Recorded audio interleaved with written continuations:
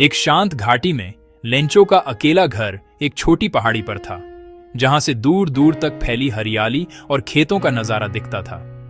यह घर साधारण था, लेकिन उसमें एक अनोखी गर्माहट और अपनापन था जो हर आने जाने वाले को महसूस होता था।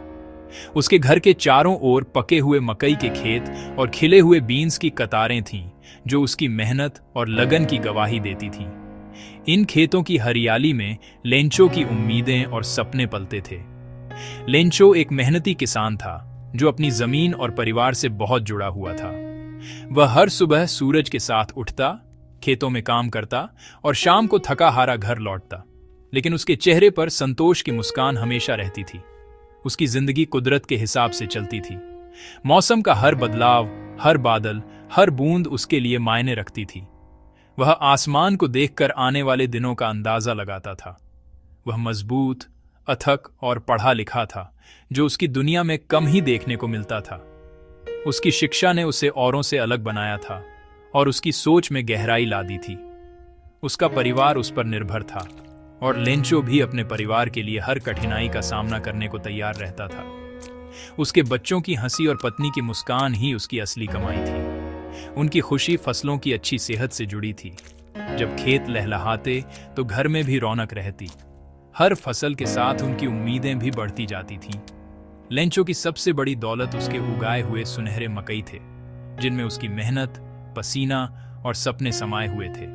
हर दाना उसके संघर्ष की कहानी कहता था। ये मकई उसकी लगन और भरोसे की निशानी थी और हर साल की फसल उसके लिए एक नई उम्मीद लेकर आती थी। वह कुदरत और भगवान की अच्छाई पर भरोसा करता था और मानता था कि मेहनत के साथ साथ ऊपर वाले की कृपा भी जरूरी है। उसकी प्रार्थनाएं सच्चे दिल से निकलती थीं। लेंचो के लिए कड़ी मेहनत और ईश्वर की कृपा दोनों ही जीवन का आधार थे। वह जानता था कि बिना मेहनत के कुछ भी संभव नहीं, लेकिन विश्वास के बिना भी जीवन अधूरा है। इस छोटी अलग थलग दुनिया में लेंचो का विश्वास, उसकी मेहनत और परिवार के लिए उसका समर्पण ही उसके जीवन की असली नींव थे। उसकी कहानी हर उस इंसान को प्रेरित करती है जो सपनों और मेहनत में यकीन रखता है। एक सुबह लेंचो ने आसमान की ओर देखा। उसे उम्मीद थी कि बारिश होगी ताकि उसकी फसल पूरी हो सके। उसकी फसलें सूख रही थीं और बारिश की सख्त जरूरत थी। उसने अपनी पत्नी से कहा, आज हमें कुछ पानी मिलने वाला है, औरत। उसकी आवाज में एक अजीब सी उम्मीद थी, जैसे वह जानता हो कि आज का दिन खास है। उसने जवाब दिया, हाँ, भगवान की मर्जी से। उसकी आंखों में भी वही उम्मीद झलक रही थी जो लेंचो की आंखों में थी। जैसे जैसे बादल इकट्ठे हुए, हवा में आने वाली बारिश की मीठी खुशबू भर गई। ये खुशबू लेंचो के दिल में एक नई ऊर्जा भर रही थी। लेंचो बाहर निकला, पहली बूंदों को अपने ऊपर गिरने दिया और उसे शुक्रगुजारी महसूस हुई। ये बारिश उसके लिए सिर्फ पानी नहीं थी, ये उसकी मेहनत का फल था। उसके लिए हर बूंद स्वर्ग से एक सिक्का थी, समृद्धि का संकेत। हर बूंद उसके सपनों को सींच रही थी, उसकी उम्मीदों को नया जीवन दे रही थी। बारिश एक सही फसल के लिए आखिरी आशीर्वाद थी, जो साल भर के लिए भोजन और सुरक्षा का वादा करती थी। यह बारिश उनके परिवार के लिए एक नई शुरुआत थी। खेतों ने खूब पानी पिया और लेंचो का दिल कृतज्ञता से भर गया। उसकी मेहनत रंग लाई थी और अब वह अपने परिवार के भविष्य के बारे में निश्चिंत था। एक पल के लिए सब कुछ सामंजस्य में था। उसके विश्वास को इनाम मिला। लेंचो ने आसमान की ओर देखा और भगवान का धन्यवाद किया। अचानक हल्की बारिश ने अपना रूप बदल लिया। आसमान में काले बादल और गहराते गए और फिर ओले गिरने लगे। छोटे छोटे बर्फ के टुकड़े जमीन पर गिरते ही खेतों को चीरने लगे, जैसे आसमान से तबाही बरस रही हो। हर ओला, हर गिरती बूंद लेंचो के सपनों को कुचलती जा रही थी। खेतों में खड़ी फसलें, जिनमें महीनों की मेहनत और उम्मीदें लगी थीं, अब ओलों की मार से टूटती जा रही थीं। लेंचो ने डर और बेबसी से देखा कि उसके खेत पूरी तरह तबाह हो गए हैं। 1 घंटे के भीतर उसकी मेहनत, उसकी उम्मीदें और पूरे परिवार का भविष्य मिट्टी में मिल गया। खेत जो कल तक हरे भरे थे, अब उजड़े और वीरान नजर आ रहे थे।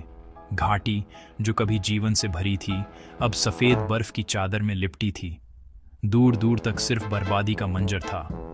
हरियाली की जगह अब बंजरपन ने ले ली थी। एक भी पत्ता, एक भी डंठल सलामत नहीं बचा था। मकई और बीन्स की फसलें, जिन पर पूरे साल की रोजी रोटी टिकी थी, पूरी तरह बर्बाद हो चुकी थीं। खेतों में अब सिर्फ टूटे हुए पौधे और बिखरी हुई उम्मीदें थीं।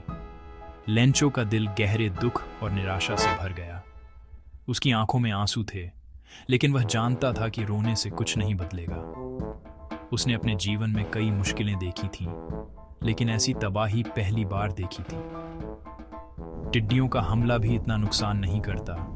उसने अपने बेटों से भारी मन से कहा, कम से कम कुछ तो बच जाता, लेकिन अब तो सब कुछ खत्म हो गया। परिवार के चेहरे पर चिंता और डर साफ झलक रहा था।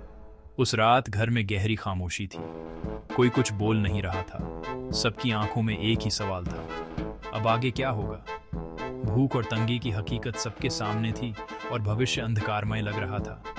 उनकी महीनों की मेहनत, पसीना और उम्मीदें, सब कुछ एक ही रात में बर्बाद हो गया था। खाली टोकरियां और टूटे हुए पौधे अब उनकी हालत बयां कर रहे थे। घाटी में अकेला खड़ा लेंचो बुदबुदाया, हम सब इस साल भूखे रहेंगे।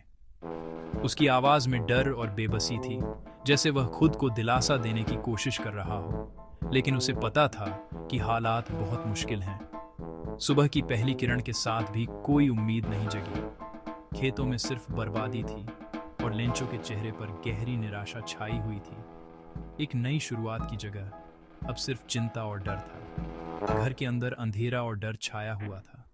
हर कोई चुप था, लेकिन सबके मन में एक ही सवाल था, क्या अब कोई रास्ता बचा है? लेंचो और उसका परिवार अपनी किस्मत को कोसते हुए उस रात उम्मीद की एक किरण तलाश रहे थे।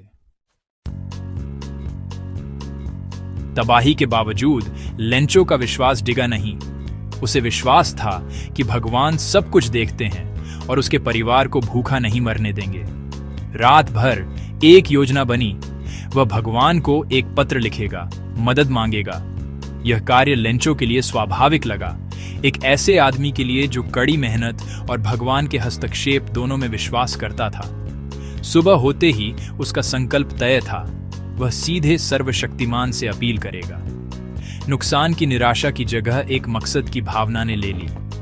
लेंचो एक मिशन पर निकल पड़ा, उच्चतम प्राधिकरण तक पहुंचने के लिए दृढ़ था। रविवार को लेंचो ने भगवान को अपना पत्र लिखा, जिसमें ओलावृष्टि और अपनी बहुत जरूरत के बारे में बताया। उसने 100 पेसोस मांगे, जो फिर से बोने और अगली फसल तक अपने परिवार को खिलाने के लिए काफी थे। उसका अनुरोध सरल था, जरूरत से पैदा हुआ था, लालच से नहीं। लेंचो ने लिफाफे पर पता लिखा, भगवान को। नई उम्मीद के साथ वह शहर गया और पत्र डाक में डाल दिया। लेंचो के लिए यह सबसे तार्किक काम था। उसने अपना काम कर दिया था। अब वह भगवान के जवाब का इंतजार कर रहा था। उसका विश्वास अटल था। उसे विश्वास था कि मदद जरूर आएगी। डाकिया हंसा जब उसने भगवान को संबोधित पत्र देखा, तो उसने अम्यूज्ड पोस्टमास्टर के साथ इसे साझा किया। लेकिन पोस्टमास्टर लेंचो के विश्वास से प्रभावित होकर पत्र का जवाब देने का फैसला किया। उसने अनुरोध किए गए पैसे इकट्ठा करने का संकल्प लिया, ताकि ऐसे शुद्ध विश्वास को तोड़ा न जा सके। पोस्टमास्टर ने इसे सिर्फ एक कर्तव्य से बढ़कर देखा। यह दया का कार्य था। वह उस चमत्कार का एजेंट बनेगा जिसका लेंचो इंतजार कर रहा था। डाकघर, जो आमतौर पर दिनचर्या का स्थान था, शांत दान का केंद्र बन गया। पोस्टमास्टर की हंसी सम्मान और मदद करने की इच्छा में बदल गई। पोस्टमास्टर ने लेंचो का पत्र खोला और चुनौती को समझा। 100 पेसोस बहुत थे। उसने अपनी तनख्वाह से योगदान दिया और अपने कर्मचारियों और दोस्तों से मदद मांगी। साथ मिलकर वे 70 पेसोस इकट्ठा करने में कामयाब रहे। पोस्टमास्टर ने पैसे एक लिफाफे में रखे नोट पर बस इतना लिखा, भगवान। उसे उम्मीद थी कि यह लेंचो के विश्वास को बनाए रखने के लिए काफी होगा। जवाब भेजा गया, स्वर्ग से नहीं, बल्कि आम लोगों के दिलों से। पोस्टमास्टर को इस गुमनाम दान के कार्य में गहरी संतोष महसूस हुई। उनकी सामूहिक दया लेंचो की प्रार्थना का जवाब बन गई। अगले रविवार को लेंचो डाकघर पहुंचा। एक जवाब की उम्मीद कर रहा था। उसे पैसे देखकर कोई हैरानी नहीं हुई। उसके विश्वास ने इसे स्वाभाविक बना दिया था। लेकिन जैसे ही उसने गिना, उसका चेहरा गुस्से में बदल गया। भगवान गलती नहीं कर सकते थे, उसने सोचा। किसी ने गायब 30 पेसो जरूर चुरा लिए होंगे। बिना किसी झिझक के लेंचो ने भगवान को एक और पत्र लिखा, जिसमें डाकघर के कर्मचारियों पर चोरी का आरोप लगाया। पोस्टमास्टर उत्सुक होकर नया पत्र खोला। लेंचो की प्रतिक्रिया से हैरान था। अजनबियों की दया को गलत समझा गया था। वह पल खुशी का नहीं था जिसकी पोस्टमास्टर ने उम्मीद की थी। पोस्टमास्टर ने लेंचो का दूसरा पत्र पढ़ा। भगवान, मुझे केवल 70 पेसोस मिले, बाकी डाक से मत भेजना। डाकघर के कर्मचारी धोखेबाजों का झुंड है। विडंबना दर्दनाक थी। मदद करने वालों पर चोरी का आरोप लगाया गया। पोस्टमास्टर को दुख हुआ, लेकिन लेंचो के अटूट विश्वास पर भी आश्चर्य हुआ। लेंचो का भगवान पर विश्वास अटल था। लोगों पर उसका संदेह उतना ही मजबूत। यह कहानी विश्वास की शक्ति और मानवीय दया की शांत शक्ति को दर्शाती है। प्रार्थनाओं का जवाब अक्सर दूसरों की करुणा से मिलता है, चमत्कारों से नहीं। पोस्टमास्टर और उसके कर्मचारी भगवान के हाथ बन गए। उनका दान सामुदायिक भावना का प्रमाण था। अंत में विश्वास शक्तिशाली है, लेकिन दया ही कार्य में इसका सबसे सच्चा प्रमाण है।